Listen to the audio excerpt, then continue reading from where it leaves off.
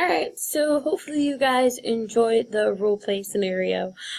Please feel free to reach out and tell me any critique that you may have.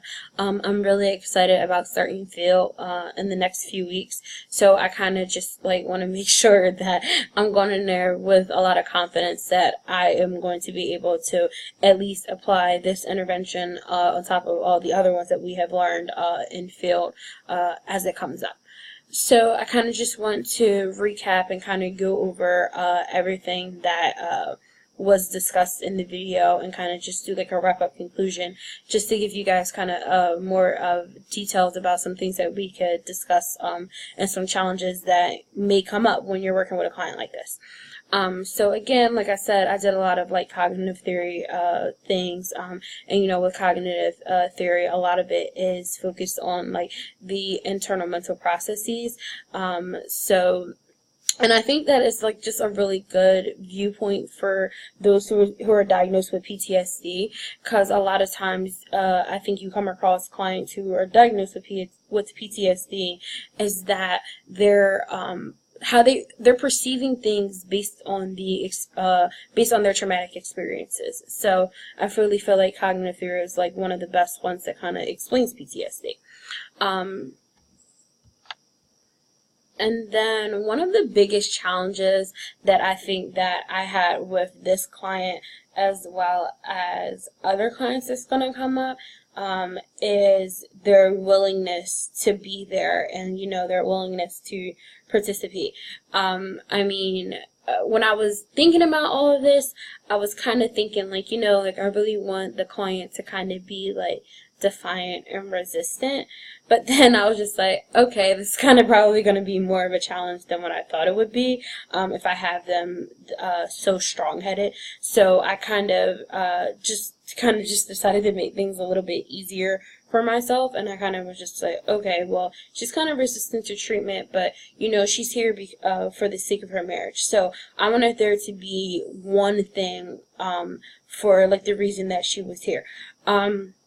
But the challenge that I think that I'm going to come up with in field is just that, what happens when I get a client who is that resistant and who doesn't want to be there, and it's kind of just I'm here because my probation officer said that I was going to be. So I kind of wanted to use that as like one of the discussions for class, just because I wanted to get some more feedback from you guys as well as from Professor Reed as far as like, you know, what we would do like once we hit that type of roadblock. Because from my experiences and being out in the field now, it's just that, like, you know, once a client gets to the point where it's like they're like defiant, they don't want to be here, you know, therapy is useless, it's kind of like, what do you do? So I kind of just wanted to like I said, I just wanted to get your guys' feedback more as far as like what to do, because I just think that's like one of the challenging areas that I'm not confident in. So I wanted to get your guys' feedback on that. As you saw in the video, some things that I did was try to remind her that, you know, that she is here for her. So in order for therapy to work, you know, she kind of just has to like remind herself that she is there for her and not like for the sake of anyone else or because her husband made her come, like, you know, like. So I have that, but besides that, I'm just like, you know, like, what do you do once you get a client like that? So that was just like one of the main things. And then to go back to cognitive theory, you know, as I stated earlier, you know, cognitive theory is kind of all about like the internal mental processes and how things are perceived. A lot of things that I tried to do with this client is, you know, is kind of, you know, bring out those internal thoughts. Again, fortunately for myself, because this is her role play, you know, by the second session, she was able to open up and tell me like what her traumatic experience was. But I feel like if I was really working with someone who went through some type of traumatic experience like that, I know for sure that it's going to take more than just one session for that person to open up and tell me what's going on with them. But I kind of just like, as far as like, like we had talked about, one of the main things that she wanted to work on first, was the loneliness. And kind of just to give you information on that, I kind of just wanted to focus a lot on, like when I was talking about developing her treatment plan, like I know she has like a list of things that she wants to work on, but kind of like what I wanted to do is kind of just, be like, okay, so you have this, and this to work on. So let's pick something to start with, I kind of think that trying to work on goals of loneliness and anxiety and depression and, that's just a lot to deal with all at once, especially with a person who doesn't really want to be here. So I just feel like it's easier to just say, okay, so loneliness is something, it sounds like one of your top priorities, like let's work on that. And getting her to say that, she wants to work on her loneliness goal, and, let's figure out why you're lonely first of all. And, then once we figure out why you're lonely, it's like, oh, I'm lonely because, my family, I feel like my family blames me for my friend dying when we were, when we were at war. And it's just like, I've used that as like framework to kind of, build like with, as far as like her internal mental processes, I kind of use that as the framework to try to figure out, let's help her, start thinking more positively about these things, opposed to, my family doesn't want me around because I feel like they blame me for the reason that my friend died. And it's like, no, let's replace that behavior. Your family, let you start saying to yourself that your family is here for you, or your family, is understanding of the situation, and, they're happy that you were there because, your friend didn't have to die alone. So, I kind of just, like I said, I just wanted to, focus on one goal at a time. And, once we got to that one goal, figure out what those negative thoughts are, and, replace them with more positive thoughts. And I just feel like that's like where you have to start, because that's probably going to be the most difficult part, because it's like if we start there, then it's like then we can start building on the other things that she wants to work on.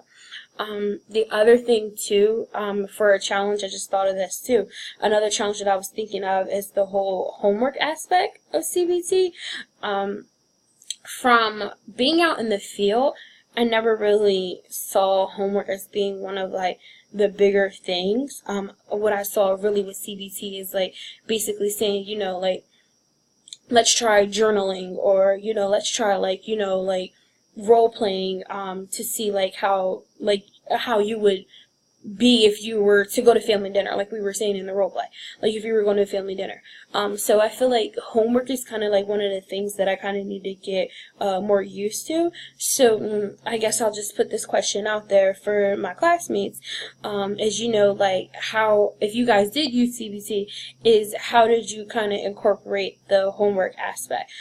Because of course, like my participant, she was kind of made it a joke, and, said that, I didn't know this came with homework, but it's like, I'm thinking what would happen if I was with a client in session and they were really like, oh, what do you mean homework? What would we do? So I kind of just wanted to get your guys' feedback more as far as how do you say it's homework without saying it's homework, if that makes sense, I don't want to scare clients off, and, I don't want clients to already be like, oh, they don't want to be here, and, now you're giving me a homework assignment. So just stuff like that, because, I know some things that I have read about CBT was that some of the homework things are sometimes reading assignments, and I feel like that would be great for someone who loves to read. But what happens when you come across a client who can't understand all these technological terms and stuff like that, and there's a lot of jargon, it needs to be of course we'll try to find something simple for them,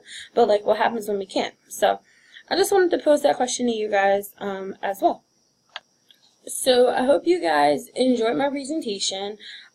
Please feel free to share with me all your likes, dislikes, critiques. CBT is something that I knew about and that I've practiced in my job, but actually reading and getting a better understanding of it and actually applying it is way different than seeing it being applied in therapy from a case management perspective. So I just want you guys to share with me all your thoughts about it. And if you have any ideas or any suggestions for me, please let me know. CBT, I know, was only one intervention, but I know it's something that's commonly used, like whether the client has PTSD, anxiety, and a host of other mental health disorders. So just let me know what you guys think. Let me know if there's something that I should be doing differently, something that I'm really good at, but I need to work on this. I'm open to everything. So thanks for listening. And if you have any questions, just feel free to post them. Thank you.